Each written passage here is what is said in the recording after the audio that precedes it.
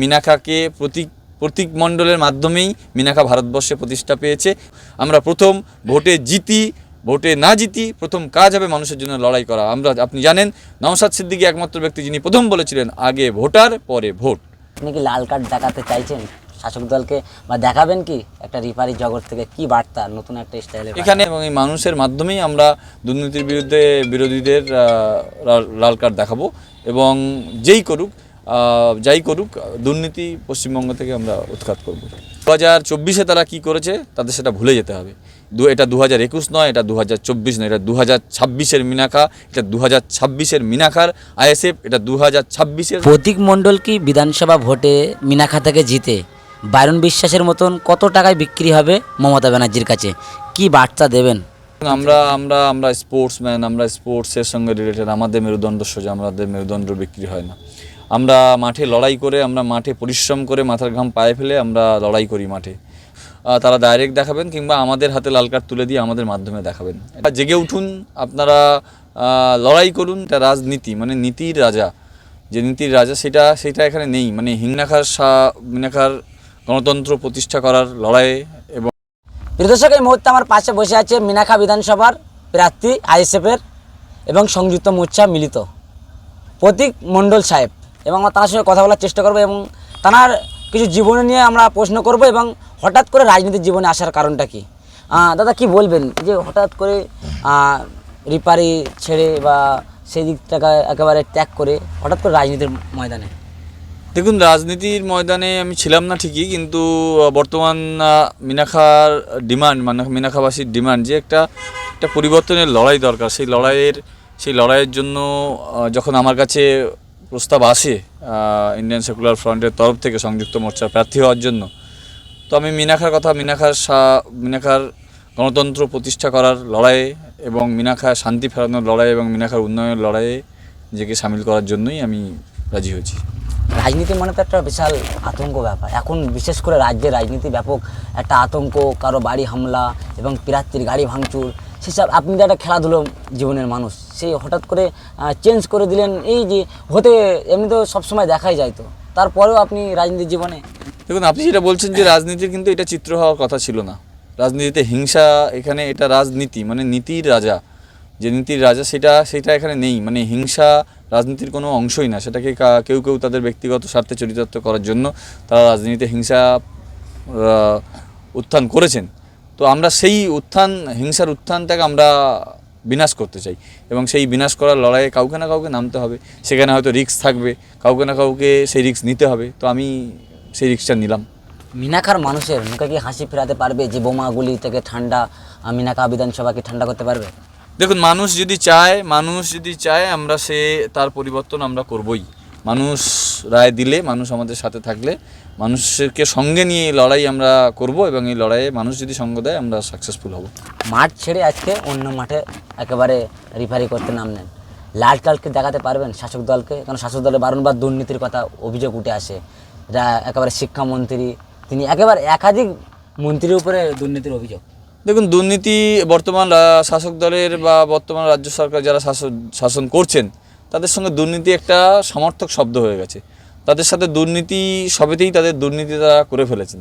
তো সেখানে সেই দুর্নীতির লড়াই আমরা লড়বো, দুর্নীতির এগেনস্টে আমরা লড়বো, এবং এই দুর্নীতি বিনাশ হবে পশ্চিমবঙ্গ থেকে। মিনাখার মানুষ কিন্তু আপনার দিকে তাকিয়ে আছে এবং একটা নতুন মুখ দেখতে চাইছে। সেই দিকে এবার প্রতীক মণ্ডল কি বলবেন মানুষের জন্য? ব্রিজ দুর্নীতি খাওয়ার অভিযোগ শাসক দলের উপরে। দেখুন, মিনাখাবাসীর কাছে আমার অনুরোধ, আপনারা জেগে উঠুন, আপনারা লড়াই করুন, নিজেদের ভোটাধিকার, নিজেদের গণতান্ত্রিক অধিকার প্রতিষ্ঠার জন্য লড়াই করুন, এবং সেই সাথে আপনারা মিনাখায় একটা সুন্দর মিনাখা আগামী দিনে প্রতিষ্ঠা করার জন্য জেগে উঠুন এবং লড়াইয়ে সামিল হন আমাদের সাথে। 26শে বিধানসভা ভোট, আপনি একসময় ছিলেন মাঠে রেফারি এবং এখন অন্য একেবারে মাঠে রেফারি, এখন রাজনীতির রেফারি, কী বার্তা দেবেন? এবং এখানে মানুষ বিরোধীদের এবার লাল কার্ড দেখাবে, এটা আমরা নিশ্চিত। আমাদের হাতে হয় মানুষ তারা ডাইরেক্ট দেখাবেন কিংবা আমাদের হাতে লাল কার্ড তুলে দিয়ে আমাদের মাধ্যমে দেখাবেন, এটা আমরা আশাবাদী এবং আমরা বিশ্বাস করছি। যেভাবে একেবারে হিন্দু থেকে শুরু করে মুসলমান একাধিক ধর্মের মানুষরা আপনার দিকে আগিয়ে আসলেন এবং ফুল মালা ফুল বৃষ্টি কি বার্তা দেবেন এনাদের? কি একেবারে ভোট তাহলে কি খামচিনে পড়ছে সংযুক্ত মোর্চার প্রার্থী? দেখুন, আমরা আমাদের আইএসএফের প্রতিষ্ঠাতা নওশাদ সিদ্দিকী, তিনি ধর্ম নিয়ে রাজনীতি করেন না। তিনি রাজনীতি করছেন, তিনি রাজনীতির আঙ্গিনায় এসেছেন পশ্চিমবঙ্গের আগামী ভবিষ্যৎ প্রজন্মকে সুস্থ একটা পরিবেশ তুলে দেওয়ার জন্য। তিনি আন্দোলন করছেন, তিনি লড়াই করছেন, রাজনীতিতে লড়াই করছেন শিক্ষার জন্য, স্বাস্থ্যের জন্য। তিনি লড়াই করছেন দুর্নীতির বিরুদ্ধে, জাতি ধর্ম বর্ণ নির্বিশেষে তিনি সবার কথা বলছেন। তো মানুষ জানে যে একটা ধর্মনিরপেক্ষ যদি কোনো দল থাকতে হয় সেটা সংযুক্ত মোর্চা এবং আইএসএফ আছে। নওশাদ সিদ্দিকীকে বলা হচ্ছে যে তিনি মাথায় টুপি দিয়ে পার্টি করেন, মানে মুসলমানের পার্টি, এবং আপনি একটা অন্য ধর্ম থেকে উঠে এসেছেন, মানুষের জন্য ভাবছেন। কি জানাবেন মানুষকে, কি মেসেজ দিতে চাইছেন যে নওশাদ সিদ্দিকী সত্যি কি মুসলমানের নেতা? কি বার্তা? দেখুন, এটা ভারতবর্ষ, এখানে সর্বধর্ম মিলিত একটা আমরা বসবাস করি এবং সব ধর্মের মানুষ মিলে আমরা এখানে শান্তিতে আমরা বসবাস করি। এখানে হয়তো তিনি একটা তার পোশাক দেখে কেউ কেউ যেটা তাদের ব্যক্তি স্বার্থে এটা করছেন।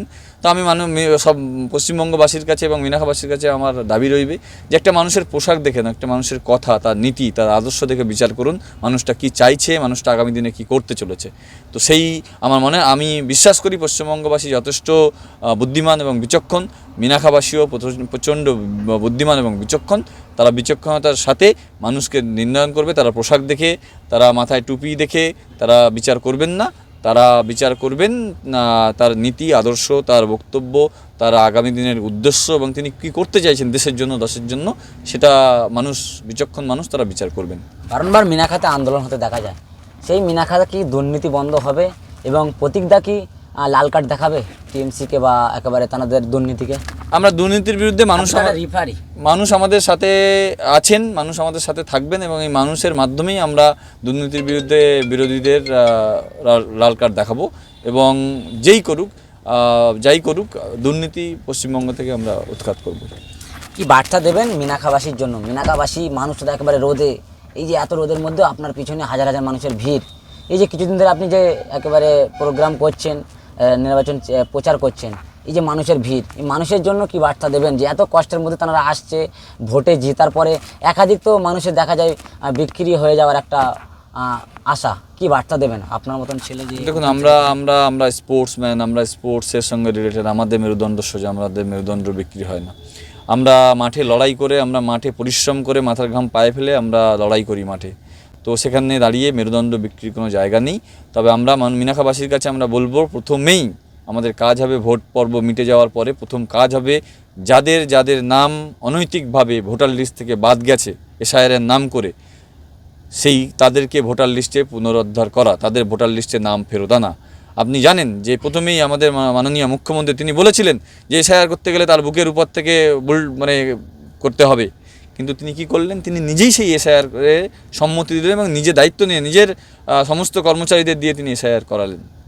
আজকে দাঁড়িয়ে বিজেপি এবং তৃণমূল উভয়ের মিলিত প্ল্যান এবং চক্রান্ত এই এসআইআর নাম করে বিভিন্ন অন্য রাজ্যেও এসআইআর হয়েছে, সেখানে তো নাম বাদ যায়নি। কেন পশ্চিমবঙ্গে কিসের সাথে সাধারণ মানুষগুলোকে, বৈধ ভোটারগুলোকে তারা এসআইআর থেকে নাম বাদ দিলেন? মানুষ প্রচণ্ডভাবে হয়রানির শিকার। মানুষ প্রত্যেক দিন হাজার হাজার ফোন আসছে, হাজার হাজার মানুষ আমার বাড়িতে আসছে এই সমস্যাগুলো। আমরা প্রথম ভোটে না জিতি প্রথম কাজ হবে মানুষের জন্য লড়াই করা। আপনি জানেন নওশাদ সিদ্দিকী একমাত্র ব্যক্তি যিনি প্রথম বলেছিলেন আগে ভোটার পরে ভোট, কিন্তু বাকি কেউ, তিনি বলেছিলেন, তিনি মাননীয় মুখ্যমন্ত্রী মমতা ব্যানার্জির কাছে অনুরোধ করেছিলেন যে আপনি আসুন, এগিয়ে আসুন, আমি আপনার সাথে দাঁড়াবো, আগে ভোটার পরে ভোট। কিন্তু বাকি দল তারা করেনি, তারা ভোটে মেতে উঠেছে। তো আমাদের কাজ হবে প্রথম কাজ সঠিক ভোটারদের তাদেরকে ফিরিয়ে আনা, যে সঠিক ভোটারদের অনৈতিকভাবে ভোটার লিস্ট থেকে বাতিল করা হয়েছে তাদের নাম, তাদেরকে আমরা ফিরিয়ে আনবো। বারংবার মিনাখার একেবারে বিধানসভার নাম উঠে আসে, বোমগুলি নিয়ে বুথ একেবারে র্যাগিং করা বা বুথ দখল করার অভিযোগ ওঠে দুষ্কৃতীদের উপরে, সেই দুষ্কৃতীদেরকে দমন করা যাবে? দেখুন, আগে কি হয়েছে আমি জানি না, মিনাখায় এখন সংযুক্ত মোর্চা শক্তিশালী। 2021-এ তারা কি করেছে, 2024-এ তারা কি করেছে, তাদের সেটা ভুলে যেতে হবে। এটা 2021 নয়, এটা 2024 নয়, এটা 2026-এর মিনাখা, এটা 2026-এর মিনাখার আইএসএফ, এটা 2026-এর সংযুক্ত মোর্চা মিনাখার। আমরা দাঁতে দাঁত চেপে লড়াই দেবো। আমরা আমাদের ভোট লুট হওয়ার হাত থেকে আমরা নিজেরাই, ভোটাররা এবার লড়বে তাদের ভোট লুট হওয়ার হাত থেকে। ভোটাররা প্রত্যেকটা বুথে তারা লড়াই করে তাদের অধিকার তারা ছিনিয়ে নেবে। একসময় রেফারি করতেন মাঠে এবং অন্য মাঠে আজকে লড়াই, এবং এই লড়াইয়ের ময়দান কি শক্তি বা একটা ভয়ের কারণ লাগছে? না, ভয়ের কোনো জায়গা নেই। প্রথম একদম নূতন ফিল্ড, স্বাভাবিক। আমাকে একটু 1-2 দিন সময় লেগেছিল নিজেকে, কিন্তু আমরা বললাম আমরা স্পোর্টসম্যান মাঠের লোক, আমরা অ্যাডজাস্ট করতে পারি খুব তাড়াতাড়ি, আমরা অবজার্ভ করতে পারি খুব তাড়াতাড়ি। আমরা সেখানে সেরকম কিছু নেই, আমরা বুঝে গেছি। এ রাজ্যের পুলিশ মন্ত্রী মমতা বন্দ্যোপাধ্যায় বারবার পুলিশের উপরে অভিযোগ ওঠে, আর সেই পুলিশ যদি একেবারে ট্যাকেল দেওয়ার চেষ্টা করে, সেটা কি মোকাবিলা হবে সামনাসামনি? দেখুন, পুলিশ এখন মাননীয় মুখ্যমন্ত্রীর আন্ডারে নেই, পুলিশ এখন নির্বাচন কমিশনের আন্ডারে। আশা করি পুলিশ, আমাদের যারা পুলিশ বন্ধুরা আছেন, যারা আছেন পুলিশ অফিসাররা, তারা যথেষ্ট যোগ্যতার সঙ্গে তারা সব কিছু যোগ্যতা মেনটেন করার পরে তারা এই চাকরিটা পান, কিন্তু তাদের কোথাও গিয়ে তাদের হাত পা বেঁধে দেওয়া হয়, তাদেরকে কাজ করতে দেওয়া হয় না। শাসক দলের অঙ্গুলি হয়ে তারা বাধ্য হয়, তাদেরকে না করতে দিলে তাদের এমন জায়গায় ট্রান্সফার করে দেওয়া হবে। প্রত্যেক আপনিও চাইবেন না যে তাকে এমন কোথাও যাওয়া হোক যেখানে সে সুইটেবল ভালো থাকতে পারবে না। তো তারা শাসক দলের প্রেসারে তাদেরকে বিভিন্ন সময় তারা জেনেও বুঝেও কিছু তাদের করার থাকে না। কিন্তু এখন তারা নির্বাচন কমিশনের আন্ডারে, আমি জানি আমার পুলিশ বন্ধুরাও তারাও চায়, তারাও অতিষ্ঠ, তারাও চায় এই পরিবর্তন দরকার সরকারের। তো তারাও যথেষ্ট তাদের দায়িত্ব তারা পালন করবেন। মাঠে কি লড়াই করতে কোনো ভয় লাগছে, বা কোনো শক্তিশালী মানুষদের সঙ্গে যারা বোমা নিয়ে রাজনীতি করা হয় শাসক দলের পক্ষ থেকে এমন অভিযোগ ওঠে, কি বলবেন? সাধারণ মানুষের কেমনভাবে বার্তা দেবেন আমাদের চ্যানেলের মাধ্যমে? দেখুন, সাধারণ মানুষ আমাদের পাশে যেভাবে দাঁড়িয়েছে তাতে আমাদের ভয় পাওয়ার কোনো জায়গা নেই। সাধারণ মানুষের যে সহযোগিতা, যে উন্মাদনা, যেভাবে তারা আমাদের সাথে পথ চলছেন, তো আমাদের ভয়ের কোনো জায়গা নেই। কোনো বোমা, গুলি, বন্দুক এই সাধারণ মানুষের উপরে কিচ্ছু করতে পারবে না। সাধারণ মানুষের শক্তি এই বোম, গুলি, বন্দুকের থেকে অনেক বেশি স্ট্রং, অনেক বেশি শক্তিশালী। তারা রুখে দেবে, আমরা এটুকু।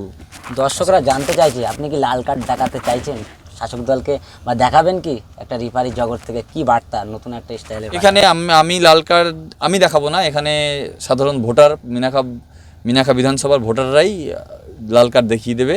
যোগ্য ব্যক্তিকে তারা গ্রিন কার্ড দেখাবে, বাকিদের রেড এবং ইয়েলো। কারণ এখানে ত্রিমুখী লড়াই, মিনাখাতে বিধানসভায় আপনারা জানেন ত্রিমুখী লড়াই। এখানে তৃণমূল কংগ্রেস লড়ছে, এখানে বিজেপি লড়ছে, এখানে সংযুক্ত মঞ্চার আইএসএফের প্রার্থী লড়ছে। তো ত্রিমুখী লড়াইয়ে কেউ গ্রিন কার্ড দেখবে যে এগিয়ে যাবে, কেউ ইয়েলো কার্ড দেখে কষান খাবে, আর কেউ রেড কার্ড দেখে বিতাড়িত হবে। তো মানুষ আমাদের হাতে, আশা করছি গ্রিন কার্ডটা আমাদের জন্য, আর বাকি ইয়েলো আর রেডটা আমাদের হাতে তুলে দেবে। বাকি দুজনকে আমরা দেখিয়ে দেবো। দর্শকদেরকে একটু জানিয়ে দিন মিনাখা বিধানসভার প্রার্থীর নামটা মানুষের সামনে আরেকবার যদি উজ্জ্বল করে দিতেন। আমি প্রতীক মণ্ডল। মিনাখাবাসী জানে, মিনাখাবাসীকে আমাকে নূতন করে চেনানোর কিছু নেই। মিনাখাবাসী জানে মিনাখাকে প্রতীক মণ্ডলের মাধ্যমেই মিনাখা ভারতবর্ষে প্রতিষ্ঠা পেয়েছে। প্রতীক মণ্ডলের নামেই প্রতীক মণ্ডল মিনাখাকে একটা জায়গায় তুলে নিয়ে গেছে। তাই নূতন করে কিছু বলার নেই।